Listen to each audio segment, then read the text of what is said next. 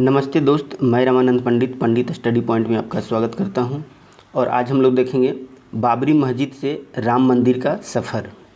आखिर बाबरी मस्जिद बनने से लेकर 5 अगस्त 2019 को जो राम मंदिर का शिलान्यास किया गया है, इस बीच का 500 वर्षों का जो लंबा संघर्ष रहा है, इस संघर्ष के प्रमुख बातें पे आज हम लोग चर्चा करेंगे। तो शुरू करते हैं आज का इस वीडियो। बाबरी मस्जिद का निर्माण की बात करें, बाबरी मस्जिद का निर्माण जो था मुग़ल बादशाह बाबर के सेना प्रमुख मीर बक्की के द्वारा 1528 ईस्वी में कराई गई थी। उसके बाद 1813 ईस्वी में जो होता है, हिंदुओं ने पहली बार इस जगह को अपना मालिकाना हक बताता है 1813 ईस्वी में।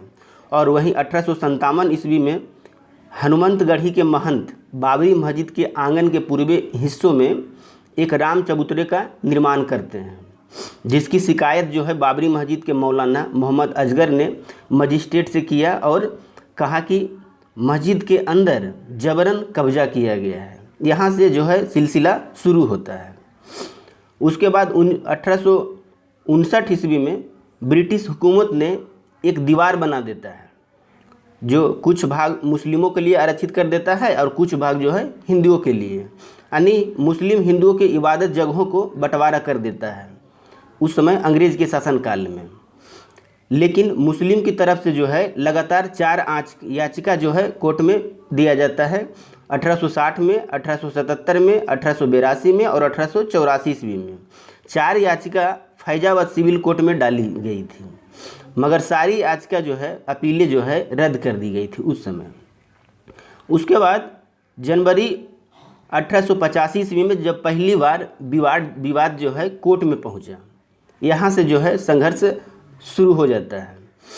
होता क्या है, 1885 ईस्वी में निर्मोही अखाड़ा के महंत रघुवर दास जमीन के कानूनी हक एवं राम चबूतरे पर मंदिर बनाने की इजाज़त मांगते हुए फैजाबाद सिविल कोर्ट में एक याचिका दायर की।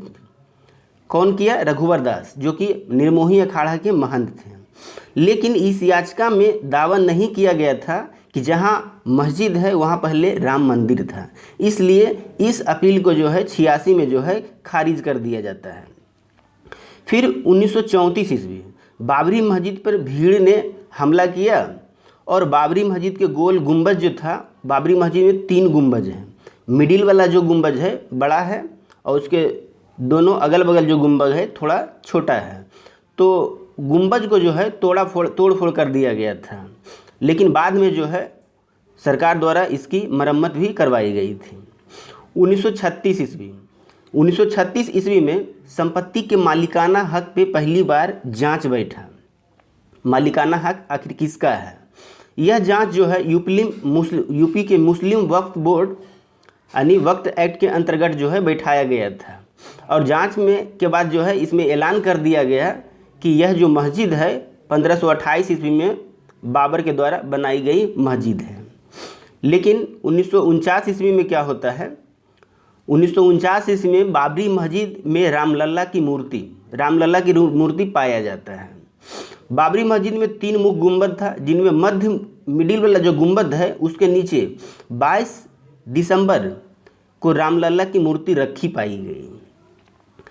रात में होते हैं जो बहुत सारे हिंदू अंदर घुस करके मस्जिद में रात में रामलला की मूर्ति जो है मिडिल वाले गुंबद के नीचे रख देते हैं। सुबह होते ही 23 दिसंबर को FIR दर्ज की जाती है। उस समय फैजाबाद के तत्कालीन डिस्ट्रिक्ट मजिस्ट्रेट के नैयर ने यूपी के प्रीमियम गोविंद बल्लभ को एक रेडियो मैसेज भेजते हैं और इस संदेश में जो है उस रात की घटना के बारे में जानकारी देते हुए कहते हैं, रात के समय कुछ हिंदू बाबरी मस्जिद में घुस आए, मूर्ति रख दिए। DMSP जो और फोर्स जो है मौके पर तैनात है, स्थिति नियंत्रण में है। इस तरह का जो है एक मैसेज भेजा जाता है प्रीमियम बल्लभ को। इसके बाद रामलला की मूर्ति रखे जाने को उनका प्रकट होना बताया जाने लगता है। पब्लिक में अफवाह फैल जाता है कि रामलला का मूर्ति जो है मिडिल वाले गुंबद में प्रकट हुआ है, कोई रखा नहीं है। लेकिन मुस्लिम पक्ष जो है लगातार इसका विरोध करते रहता है। दंगे की आशंका को देखते हुए बाबरी मस्जिद को सरकार ने अपने कस्टडी में ले लिया और उसमें ताला लगा दिया। मतलब 1949 ईस्वी में जो है बाबरी मस्जिद पे ताला लग जाता है। 1950 में रामलला की मूर्ति हटाए जाने पर रोक लगाने की याचिका।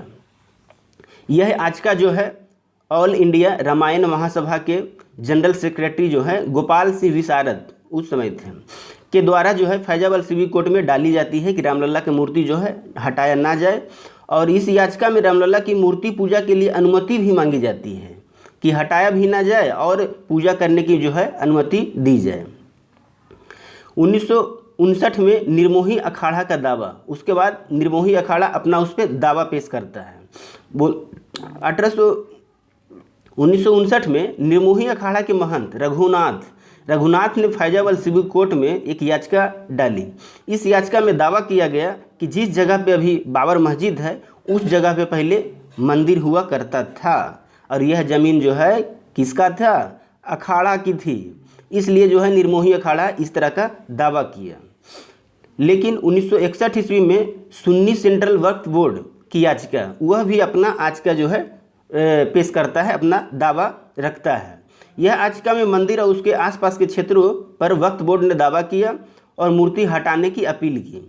उधर निर्मोही अखाड़ा अपना दावा पेश करता है कि जहां मस्जिद था वहां पहले मंदिर था, और इधर सुन्नी सेंट्रल वक्फ बोर्ड जो है अपना दावा करता है कि पूरा आसपास का क्षेत्र जो है मेरा है और मूर्ति हटाने की जो है अपील करता है।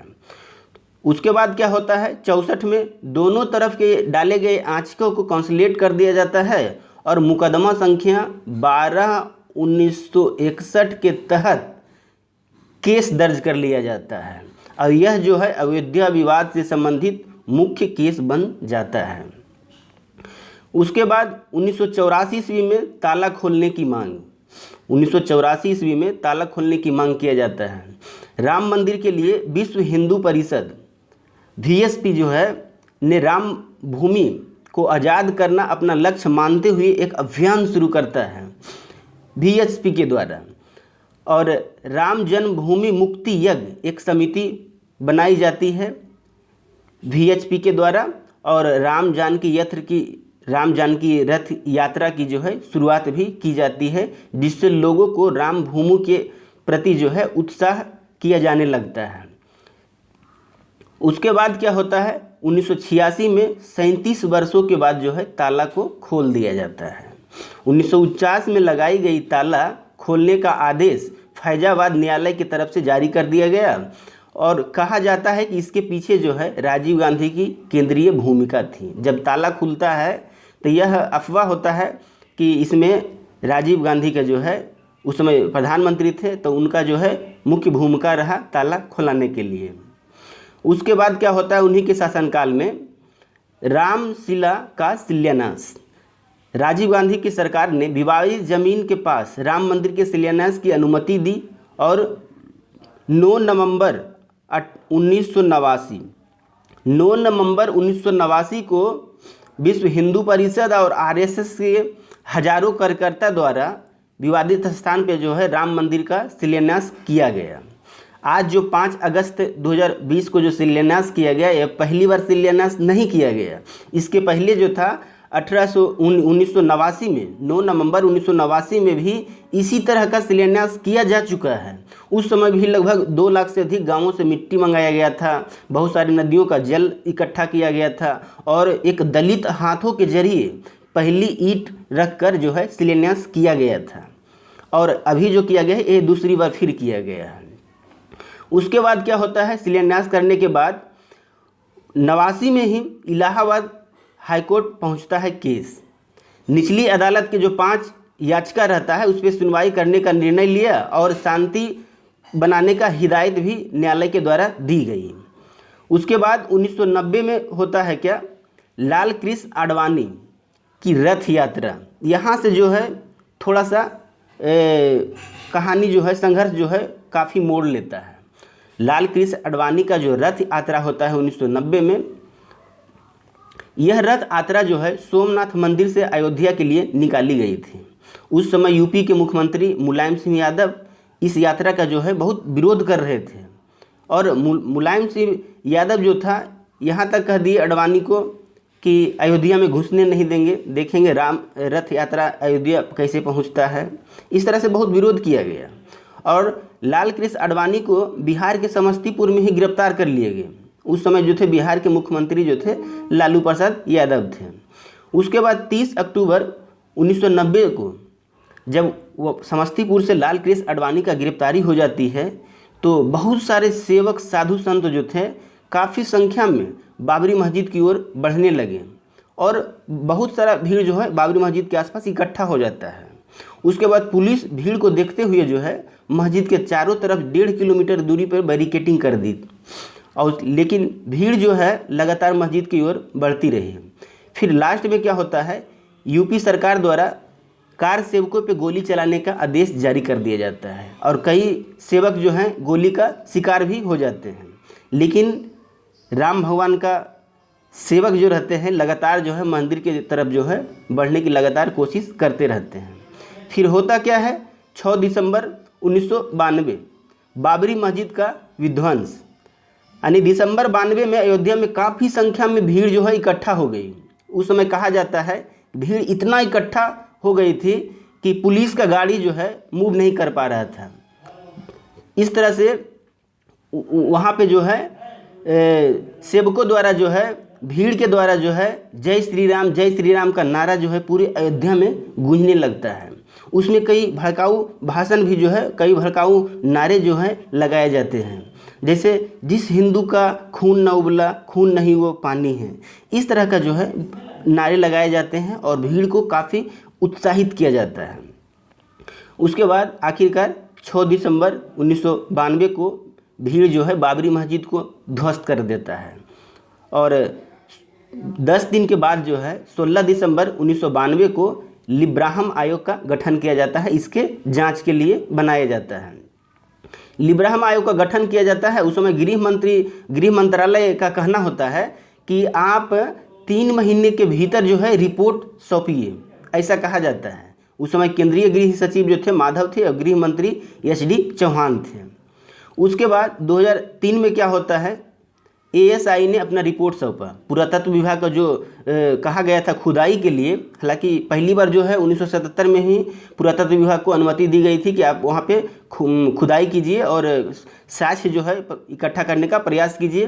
फिर 2003 में भी है पुरातत्व विभाग वहाँ पे खुदाई किया और पुरातत्व विभाग जो खुदाई किया उसके बाद अपने रिपोर्ट में कहा पुरातत्व विभाग कि मस्जिद के ठीक नीचे बहुत बड़ा स्ट्रक्चर का प्रमाण मिले हैं और यह मंदिर के संरचना जैसी और कई दीवारें भी पाई गई हैं।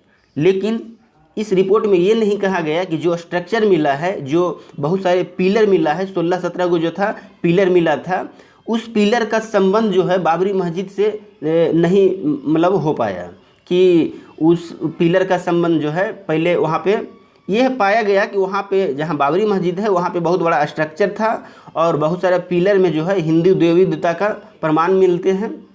इस तरह से जो है एएसआई अपना रिपोर्ट सौंपा और 2009 में क्या हुआ, लिब्राहम आयोग अपना रिपोर्ट सौंपी। लिब्राहम आयोग गठन हुआ था 16 दिसंबर 1992 को और रिपोर्ट पेश किया कब, 2009। कहाँ तो सरकार उस समय बोली थी, गृह मंत्रालय की तरफ निर्देश जारी किया गया था कि लिब्राहम आयोग जो है 3 महीने के भीतर रिपोर्ट सौंपे। लेकिन आखिर 17 साल क्यों लगा? क्योंकि सरकार बदलती गई, नेता लोग बदलते गए और लिब्राहम आयोग का जो अवधि था उसको 48 बार एक्सटेंशन किया गया, यानी समय उसका बढ़ता गया। उस समय जो था रिपोर्ट जिस समय सौंपी गई लिब्राहम आयोग के द्वारा 17 साल के बाद 30 जून 2009 को, उस समय तत्कालीन प्रधानमंत्री मनमोहन सिंह थे और यह रिपोर्ट को जो है पूरी तरह पब्लिक भी नहीं किया गया। आखिर लिब्राहम आयोग की रिपोर्ट में क्या आया जनता भी नहीं जानती, उस रिपोर्ट को जो है पब्लिक नहीं किया गया।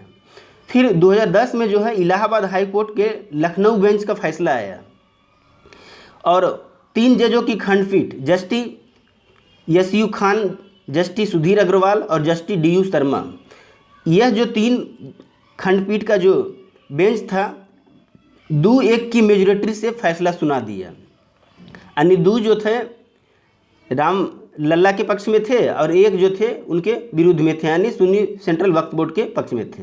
और इस तरह से जो है फैसला सुनाया। इस फैसले में क्या कहा गया? लखनऊ बेंच के फैसले में कहा गया 2.77 एकड़ विवादित जमीन को 3 बराबर भाग में जो है बांट दिया जाए, जिसमें एक भाग रामलल्ला विराजमान को दिया जाए और 1/3 जो भाग जो है अखाड़ा को दिया जाए और 1/3 भाग जो है सुन्नी सेंट्रल वक्फ बोर्ड में बांटने का जो है फैसला सुनाया गया। लेकिन इस फैसले से कोई भी पक्ष जो थे संतुष्ट नहीं थे। सारे पक्ष जो थे इस फैसले के विरोध में सुप्रीम कोर्ट में अपनी अपनी अपीलें जो है दायर की, जिसके बाद जो है सुप्रीम कोर्ट जो है इस फैसले पे रोक लगा दी जाती है सुप्रीम कोर्ट के द्वारा।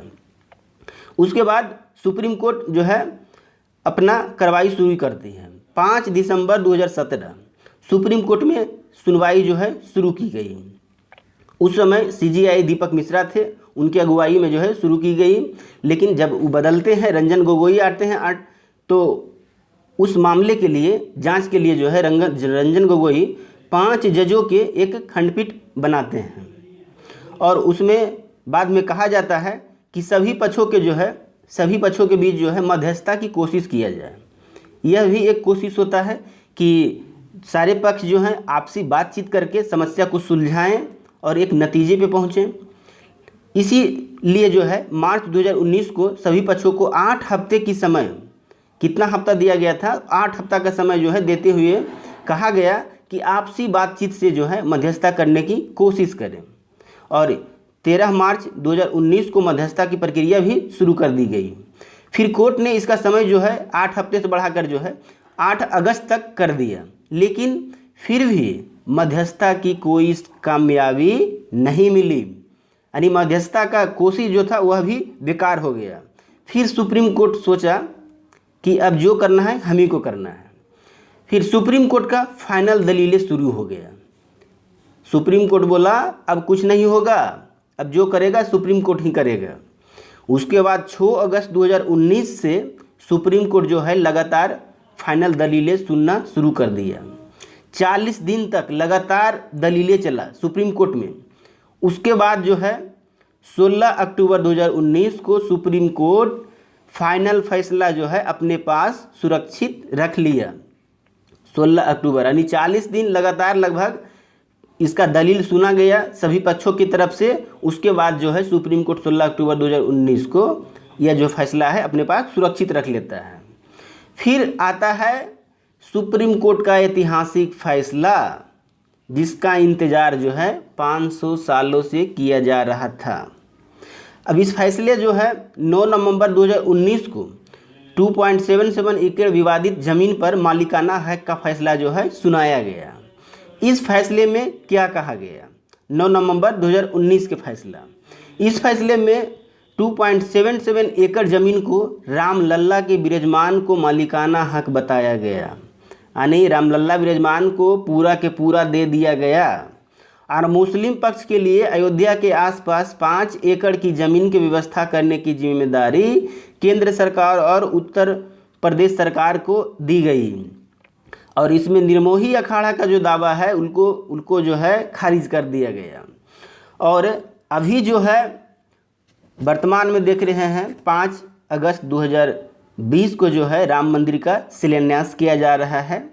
इसमें जो है 161 फीट का जो है ऊंचाई होगा भगवान राम की मंदिर का, और इसको जो है L&T कंपनी के द्वारा बनाया जा रहा है। इसका वास्तुकार हम आपको बता दें कि चंद्रकांत सोमपुरा हैं और इसमें लगभग 3.5 साल का वक्त लगेगा, यानी 2024 से पहले उम्मीद है कि राम मंदिर बनके तैयार हो जाए। यह जो है 3 मंजिला जो बनाई जाएगी, 3 मंजिला मतलब बिल्डिंग होगी।